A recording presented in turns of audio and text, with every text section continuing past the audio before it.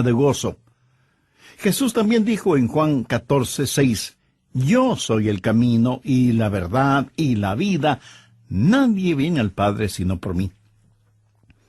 Y esa es la verdad en cuanto a la oración. No hay forma de llegar a Dios el Padre sino únicamente por medio de su Hijo Jesucristo. Supongamos que usted se pierde buscando una dirección en un lugar que no conoce.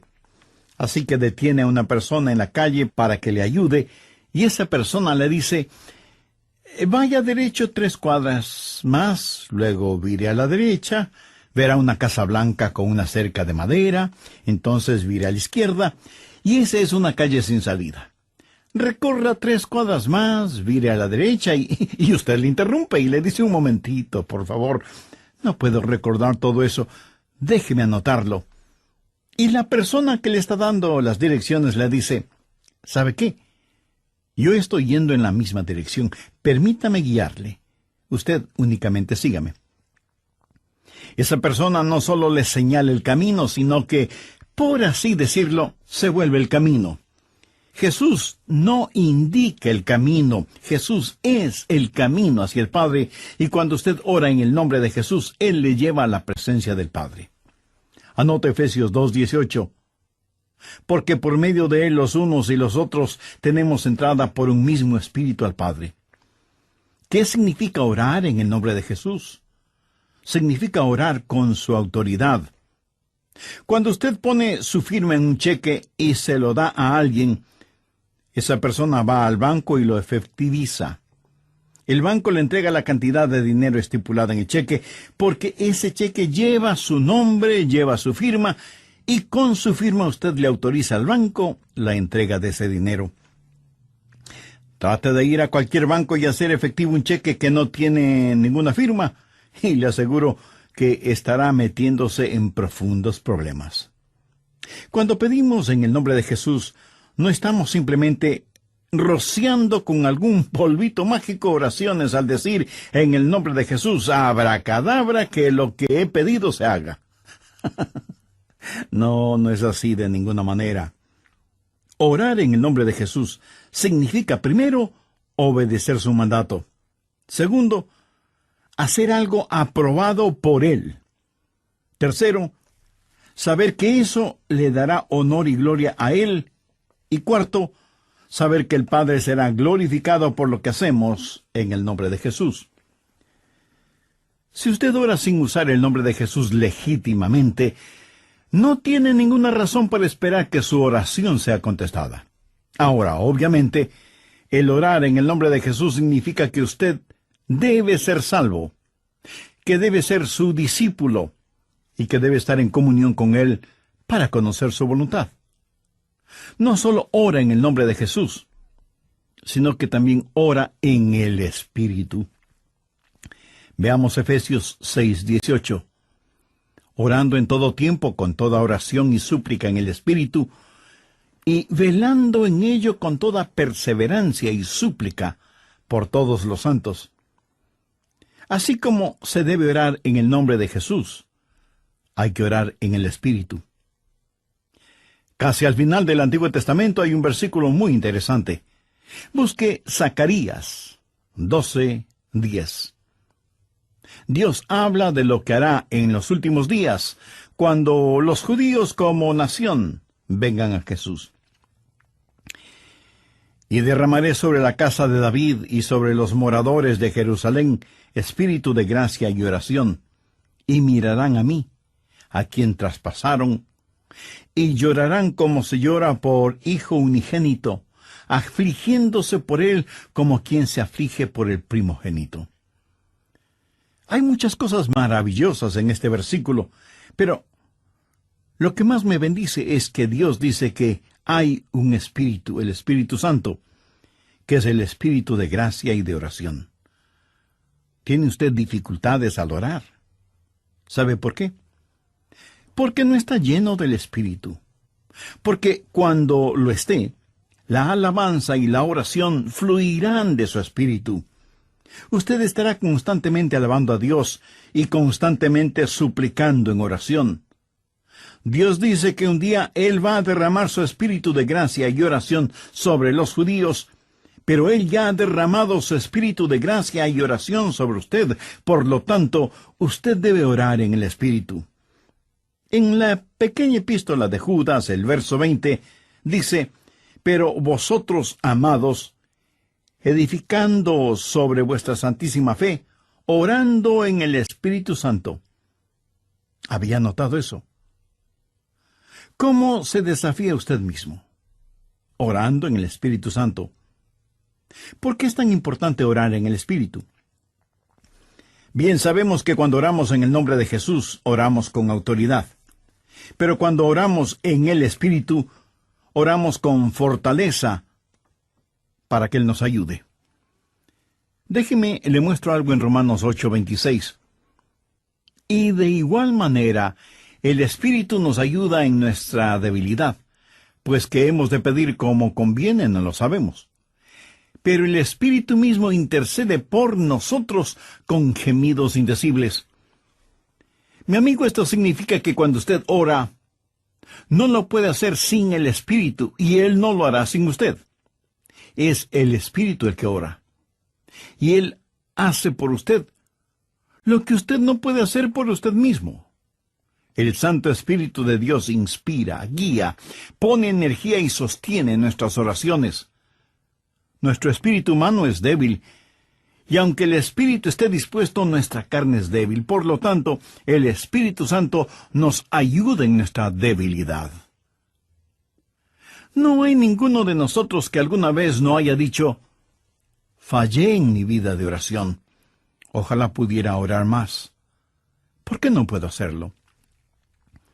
Le diré por qué no oramos más.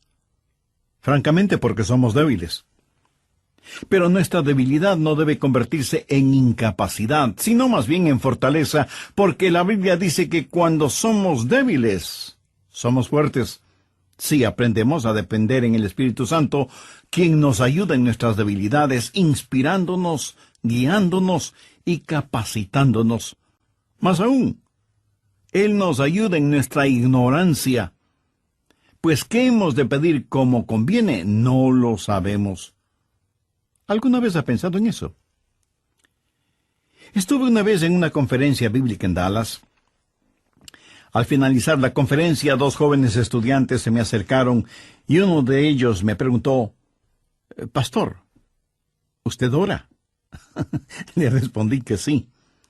Entonces me dio una pequeña tarjeta diciéndome: «Aquí están nuestros nombres. Somos estudiantes en el seminario. Por favor, ore por nosotros». Yo les agradecí y puse esa tarjetita en mi Biblia. He orado por esos estudiantes, pero no creo que lo haya hecho en forma regular. No porque ellos no me importen, pero una asignación de oración es más que 2 nombres en una tarjeta. Si tuviera que orar por todos quienes me piden que ore por ellos, ni las 24 horas del día serían suficientes, se lo aseguro. Esa es la verdad. Si usted trata de orar por todos y por todo, su oración, en vez de ser un caudaloso río, se convertirá en un estancado pantano. La oración, para que sea poderosa, tiene que ser canalizada. Cuando alguien me dice que está orando por mí, me siento increíblemente bendecido. Y hay hermanos que me dicen que oran por mí diariamente, y doy gracias a Dios que muchos oran por mí. Pero me entristece la realidad de que hay millones de seres humanos por los cuales nadie ora. Ahora escúcheme.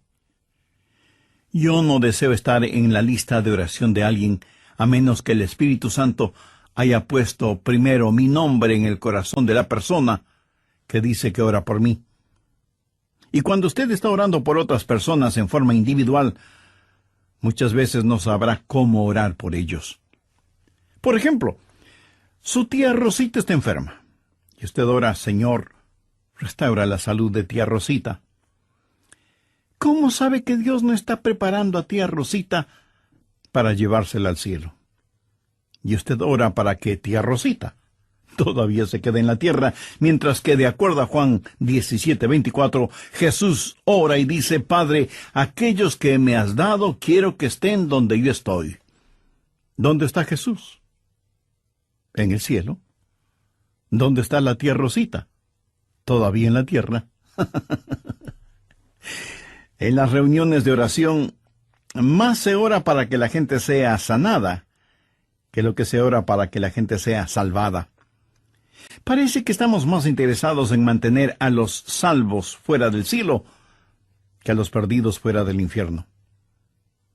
No sabemos orar como debemos orar. Cuando Saulo perseguía a los seguidores de Cristo, antes de que fuera el apóstol Pablo, me pregunto qué oraba la iglesia en relación con Saulo. Si yo hubiera vivido en esa época, seguro que hubiera orado: Señor, mira cómo este Saulo nos persigue. Elimínalo, evapóralo, Señor, haz algo con él. Y ciertamente, Dios hizo algo con él, pero no precisamente como se lo pedimos. Dios lo transformó en el poderoso apóstol Pablo. A veces no sabemos ni lo que pedimos. Por eso el Espíritu Santo que intercede por nosotros dice: Señor, esto es lo que Adrián está pidiendo, pero esto es lo que en realidad necesita. El Santo Espíritu de Dios nos ayuda en nuestras debilidades cuando nosotros no sabemos cómo orar, por qué orar, o cuando no tenemos la fortaleza, ni la energía, ni el deseo de orar. E intercede con nosotros, como la Biblia lo dice en Romanos 6:26, pero el Espíritu mismo intercede por nosotros con gemidos indecibles. Ni usted ni yo, nadie puede orar como el Espíritu Santo puede hacerlo. Y la expresión gemidos indecibles era utilizada para describir los dolores de una mujer dando a luz. Eso, mi amigo, es orar en el Espíritu. Intercede por nosotros con gemidos indecibles, porque muchas veces nosotros no sabemos qué pedir. Algunos años atrás, yo viví la experiencia de un profundo dolor emocional y espiritual a tal grado que no podía ni siquiera articular una sencilla oración. Lo único que podía hacer era quejarme. Pero el Santo Espíritu de Dios escuchó mi oración, y Él llevó mi dolor, mi súplica, hasta el trono de la gracia y la misericordia de Dios. Entonces usted ora primero en el nombre de Jesús, segundo en el Espíritu Santo. Para orar en el nombre de Jesús, usted tiene que ser salvo, y para orar en el Espíritu, usted tiene que ser lleno del Espíritu Santo de Dios. Tercero, usted debe orar en obediencia a Dios. Es una malvada necedad el esperar que Dios escuche sus oraciones cuando usted no está viviendo en obediencia a Él. Lo triste es que hay personas que tienen la idea de que Dios les bendecirá, aún en su desobediencia. Razone esto un instante. Si usted está viviendo una vida de desobediencia, y aún así Dios contesta sus oraciones, ¿qué es lo que Dios está haciendo? Está animando y recompensando su pecado. Pero escúcheme, Dios le ama demasiado como para hacer eso. Veamos el Salmo 66. Quiero mostrarle algo. Salmo 66, verso 18. Este es un versículo que debería estar subrayado en su Biblia. Si en mi corazón hubiese yo mirado la iniquidad, el Señor no me habría escuchado. Ahí lo tiene, en blanco y negro y bien impreso. Y usted no tiene que ser un científico aeroespacial para entender eso, ¿verdad? Muchos hablan de las grandes promesas en la oración. Bien, esta es una promesa. Si en mi corazón hubiese yo mirado la iniquidad, el Señor no me habría escuchado. Ahora, note que no dice, si hubiera pecado, Dios no me escucharía. Dios no le escuchará a usted. Dios no me escuchará a mí. Dios no escuchará a nadie que tenga iniquidad en su corazón. Iniquidad significa el hacer trato con el pecado, sentirse en paz haciendo el pecado. Y si yo tengo cualquier iniquidad en mi corazón, Dios no me escuchará. Ora usted a Dios. Si tiene algún pecado en su corazón, ¿cómo puede esperar que Dios le escuche? Para que Dios le escuche, usted tiene que arrepentirse de sus pecados y tener a Jesús como su Salvador y Señor. De vez en cuando alguien me dice, Pastor, Dios me ha dado la habilidad de decir hermosas oraciones. Y si Dios mismo me ha dado esa habilidad, quiero decir que Él está impresionado con mis oraciones. Mi amigo, hay una buena palabra griega para describir lo que usted está diciendo. Tontería. Escúcheme, Dios no se impresiona con sus oraciones, pero sí se impresiona con su necedad. Veamos lo que dice Isaías 1:13. No me traigáis más vana ofrenda. ¿Sabe usted lo que es una vana ofrenda? Es solo una oración vacía. No me traigáis más vana ofrenda. El incienso me es abominación. Aquí ellos estaban en el templo quemando incienso, ofreciendo incienso en el altar. No me traigáis más vana ofrenda, el incienso me es abominación, luna nueva y día de reposo, el convocar asambleas, no lo puedo sufrir, son iniquidades vuestras fiestas solemnes. ¿Qué es lo que Dios está diciendo aquí? Que todo lo que ellos hacían como parte de su religión, Él lo detestaba. Y en Isaías 1, los versos del 15 al 17, leemos, Cuando extendáis vuestras manos, yo esconderé de vosotros mis ojos. Asimismo, cuando multipliquéis la oración, yo no oiré. Llenan están de sangre vuestras manos, lavaos y limpiaos, quitad la iniquidad de vuestras obras de delante de mis ojos, dejad de hacer lo malo, aprended a hacer el bien, buscad el juicio, restituid al agraviado, haced justicia al huérfano, amparad a la viuda. Veamos ahora Isaías 59:1. He aquí que no se ha cortado la mano de Jehová para salvar, ni se ha agravado su oído para oír. Dios no se ha vuelto manco ni sordo, pero vuestras iniquidades han hecho división entre vosotros y vuestro Dios, y vuestros pecados han hecho ocultar de vosotros su rostro para no oír. ¿Ha leído alguna vez algo del libro de Esdras? Vayamos al capítulo 9, verso 6. Esdras está orando y dice, Dios mío, confuso y avergonzado estoy para levantar, oh Dios mío, mi rostro a ti, porque nuestras iniquidades se han multiplicado sobre nuestra cabeza, y nuestros delitos han crecido hasta el cielo. Mi amigo, debemos orar en obediencia.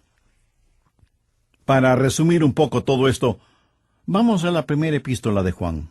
No el Evangelio de Juan, sino la primera epístola de Juan, capítulo 3, verso 22. Y cualquier cosa que pidiéramos, la recibiremos de Él, porque guardamos sus mandamientos y hacemos las cosas que son agradables delante de Él. Los rebeldes jamás verán sus oraciones contestadas. Déjeme retroceder un poco las páginas de la historia. ¿Recuerda cuando Israel había conquistado Jericó? Y tuvieron que pelear contra un pequeño pueblito. No era ninguna gran ciudad. Un pueblito llamado Ai. Apenas 3 letras, H-A-I, Ai. Y sin embargo, los israelitas tuvieron que huir, como se dice vulgarmente, con el rabo entre las piernas, ignominiosamente derrotados. Y Josué tiene que ir y postrarse delante de Dios y preguntarle cómo pudo permitir que tal cosa sucediera. Mire lo que le contestó Dios en Josué 7, los versos 10 y 11. Y Jehová dijo a Josué, levántate, ¿por qué te postras así sobre tu rostro? Israel ha pecado. ¿Qué está diciendo? Josué, hijo mío, ¿por qué me estás orando? No puedes utilizar tus oraciones como una cortina de humo para ocultar el pecado que hay en medio del pueblo. Enfrenta y elimina ese pecado, y entonces oiré tus oraciones. Cuarto, usted debe orar en la voluntad de Dios.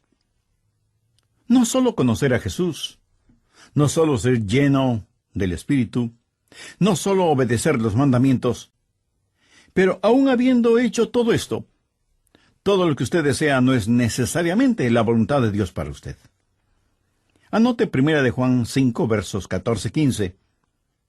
Y esta es la confianza que tenemos en Él, que si pedimos alguna cosa conforme a su voluntad, Él nos oye. Y si sabemos que Él nos oye en cualquier cosa que pidamos, sabemos que tenemos las peticiones que le hayamos hecho.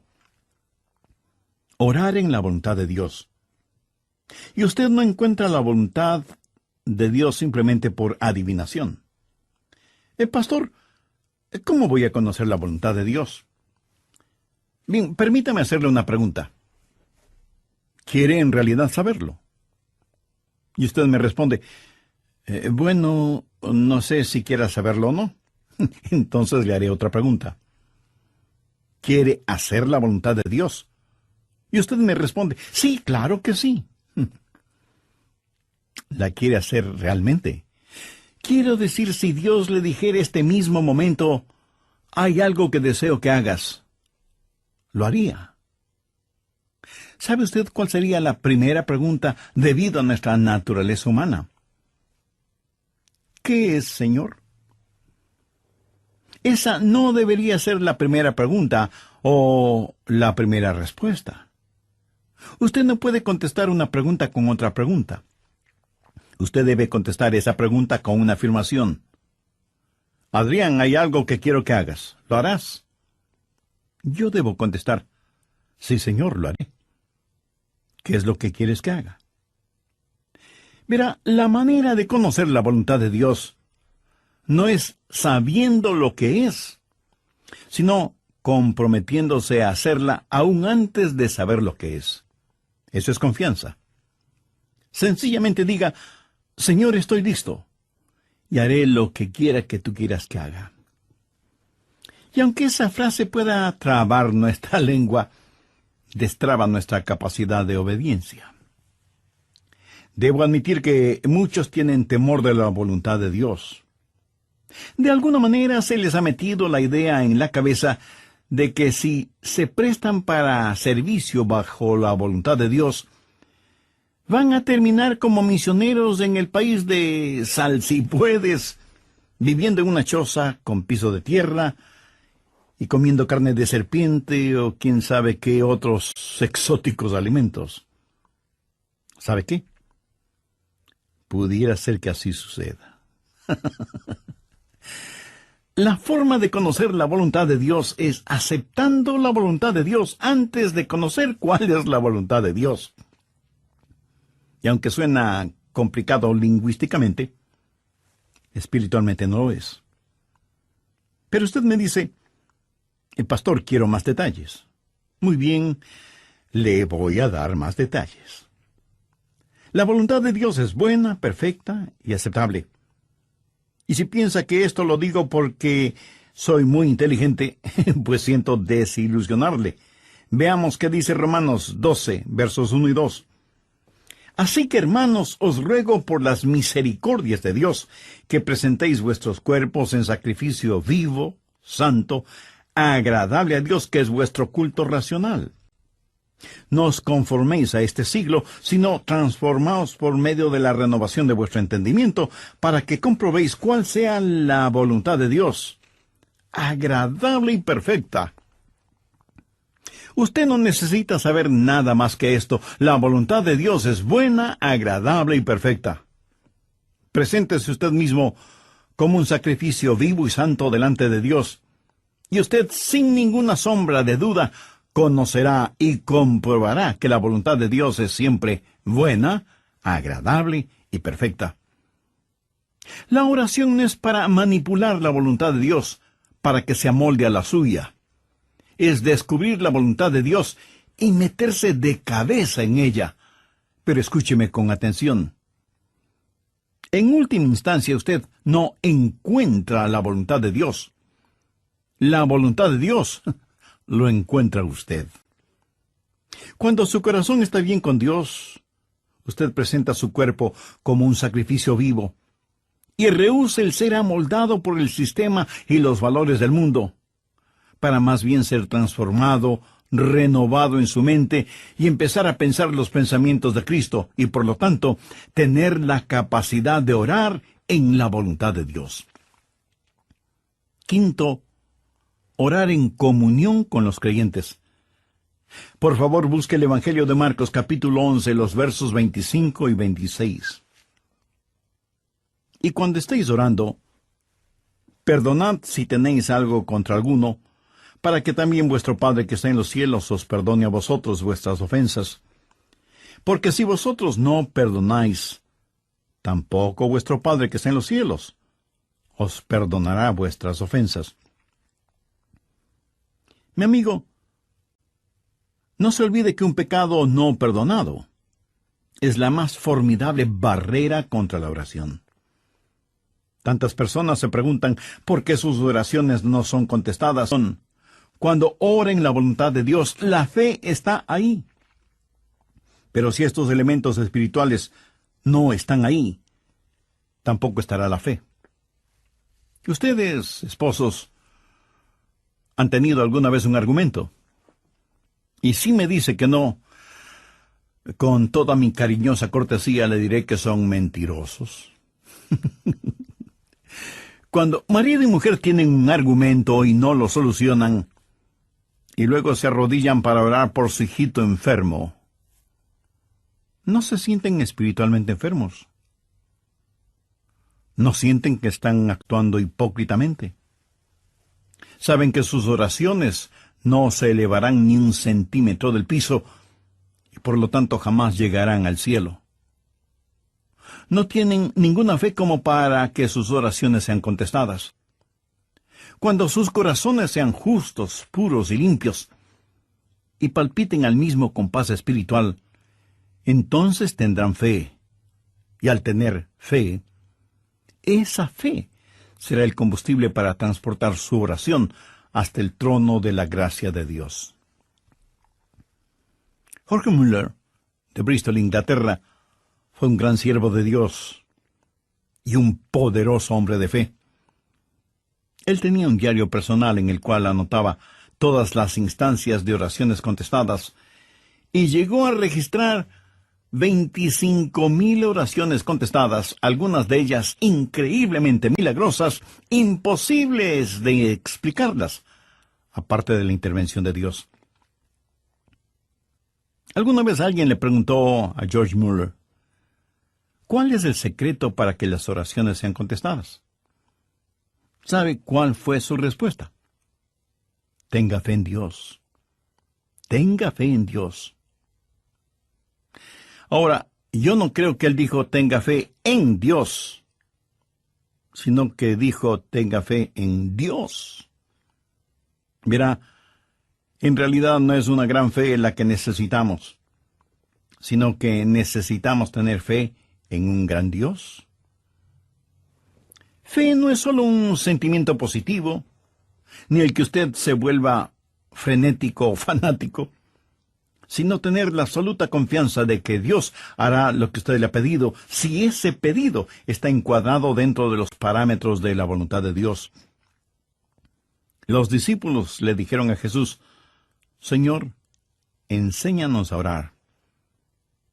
Y ese debe ser nuestro pedido también, para que Dios nos ayude a ser hombres y mujeres de oración. Hay algo en nosotros que se resiste a orar. Preferimos ocuparnos en cualquier otra cosa en vez de orar. Y eso se debe a nuestra naturaleza carnal y pecaminosa. Por eso necesitamos la ayuda de Dios para que amemos de tal manera a Jesús y seamos llenos de su Espíritu Santo para que la oración fluya de nosotros en forma constante y que oremos siempre en el nombre del Señor Jesucristo.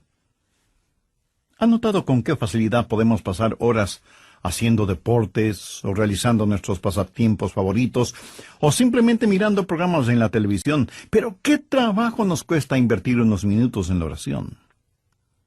La oración eficaz, mi estimado amigo, debe ser un acto intencional de nuestra voluntad.